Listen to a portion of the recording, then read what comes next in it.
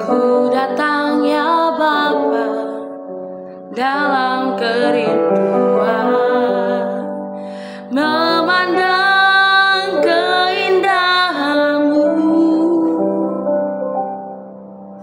Ku berikan segalanya, semuanya yang ada. Ku ingin menyenangkan hati-Mu, oh Tuhan. Jadikan aku indah yang Kau pandang mulia, seturut karya-Mu di dalam hidupku. Ajarku berharap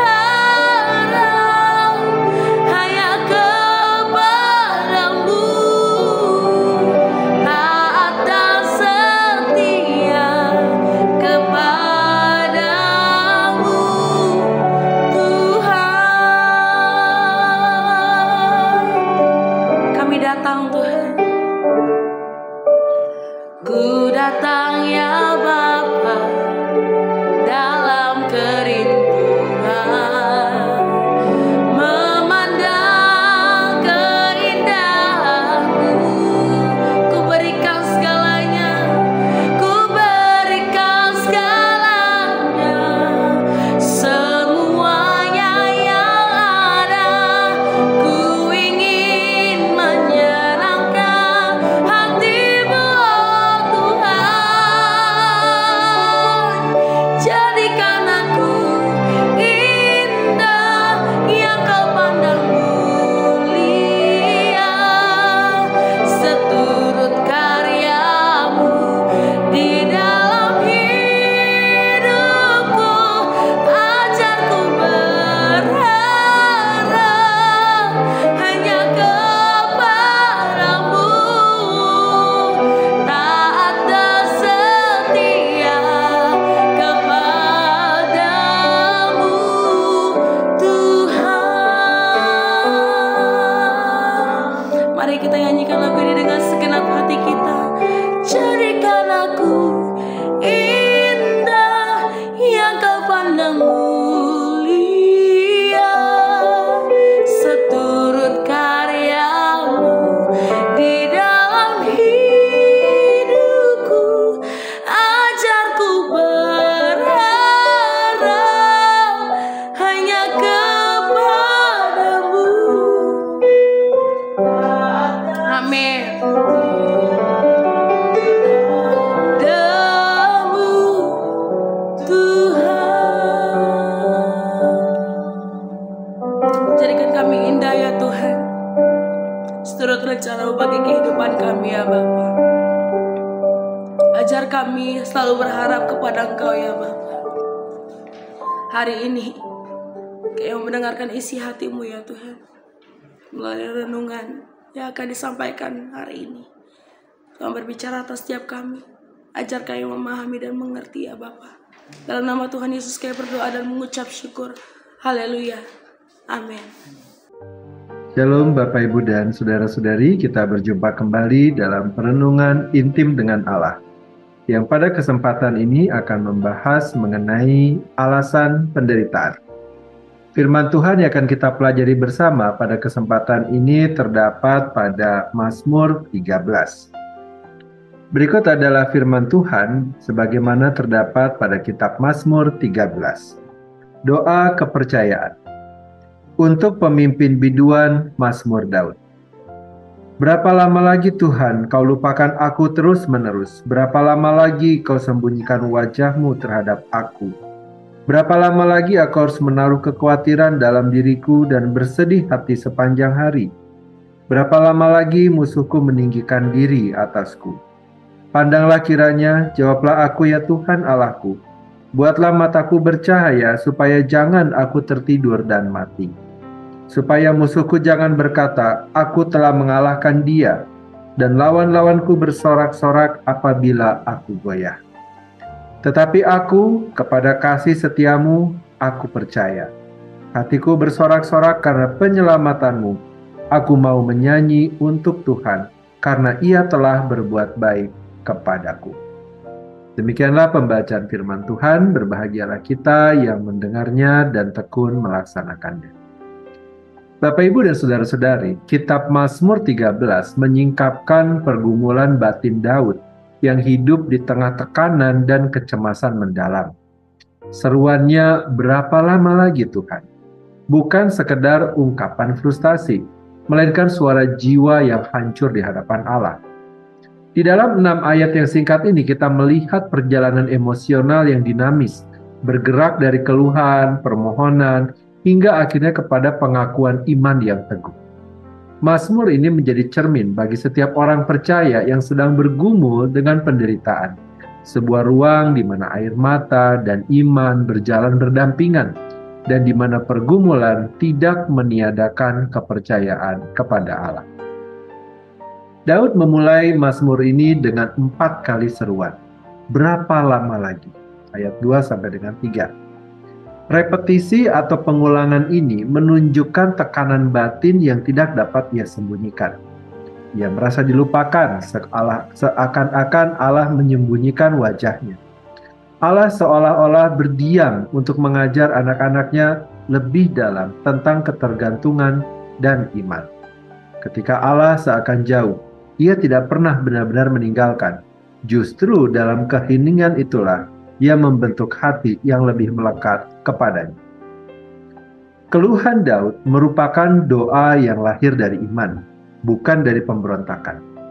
Seruan berapa lama lagi bukan tandanya hilangnya iman, tetapi bukti bahwa harapan masih tertuju pada Dia yang mendengar.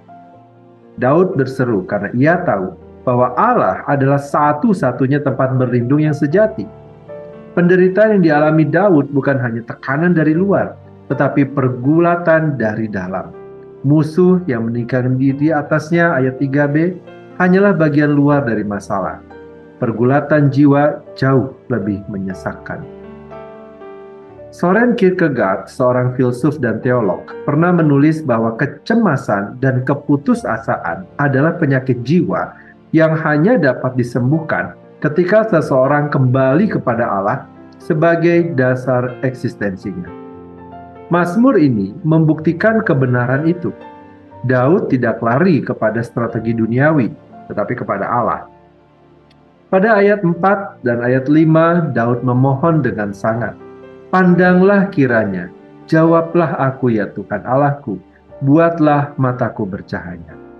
Permohonan ini menggambarkan bahwa di tengah rasa ditinggalkan, Daud tetap mengakui kehadiran dan kedaulatan Allah. Mata yang bercahaya mencerminkan kehidupan, kekuatan, dan kejelasan visi rohani. Ia takut jatuh dalam tidur maut, yakni keadaan di mana kelemahan rohani membuat ia tidak lagi mampu menahan serangan musuh. Di sini penderitaan memaksa manusia menyadari bahwa kekuatan hanyalah ilusi. Penderitaan membawa kita kepada titik di mana kita berkata seperti Petrus, "Tuhan, kepada siapakah kami akan pergi? Perkataanmu adalah perkataan hidup yang kekal." Yohanes 6 ayat 68-69. Bapak, Ibu, dan saudara-saudari, doa Daud sangat manusiawi, namun menunjukkan iman yang matang. Ia tidak malu meminta pertolongan, ia tidak menutupi kelemahan.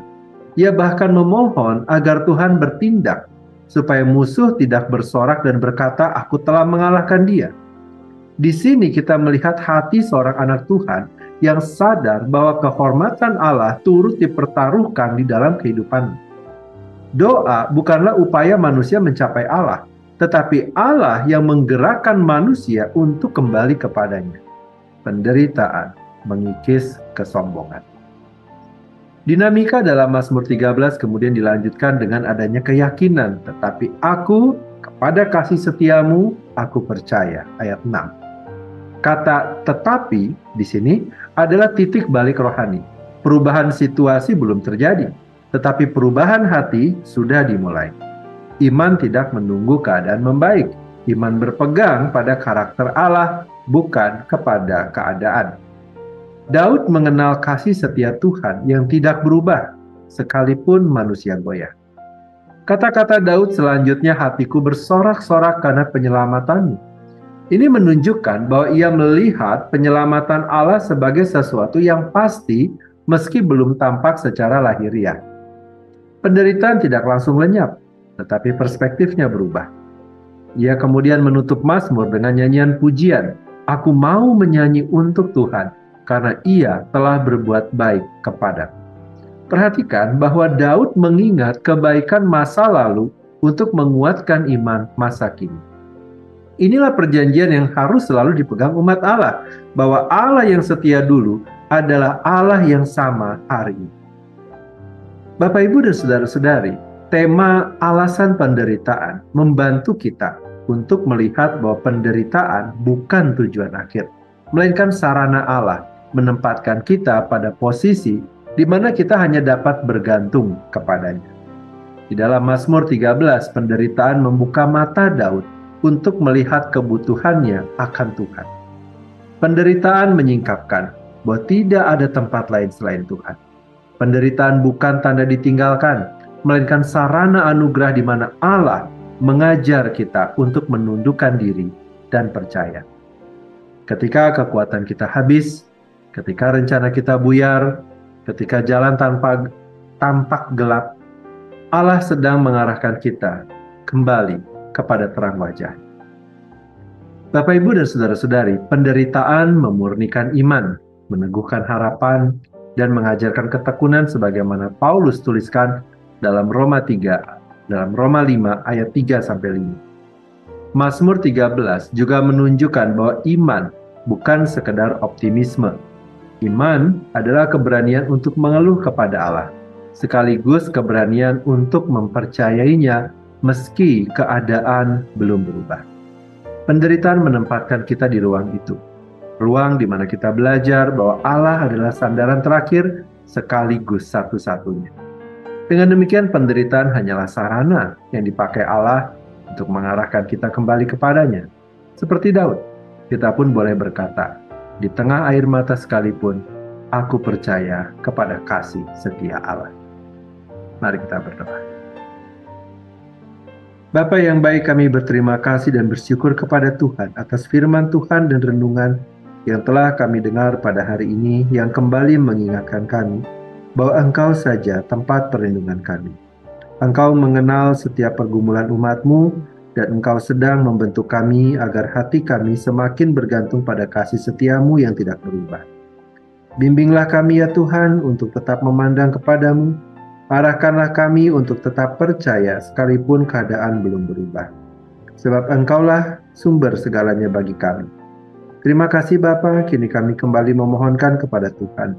Kiranya Engkau memberkati kami dengan segala kebaikan dari Allah Bapa, cinta kasih dari Tuhan Yesus, serta persekutuan dengan Allah Roh Kudus yang menyertai kami, sampai kedatangan Tuhan yang kedua kali menjemput setiap kami. Terima kasih Bapa, di dalam nama Tuhan Yesus kami berdoa. Amin. Demikianlah pembacaan firman Tuhan dan perenungan intim dengan Allah pada kesempatan ini. Sampai bertemu kembali di dalam perenungan intim dengan Allah berikutnya. Tuhan Yesus memberkati.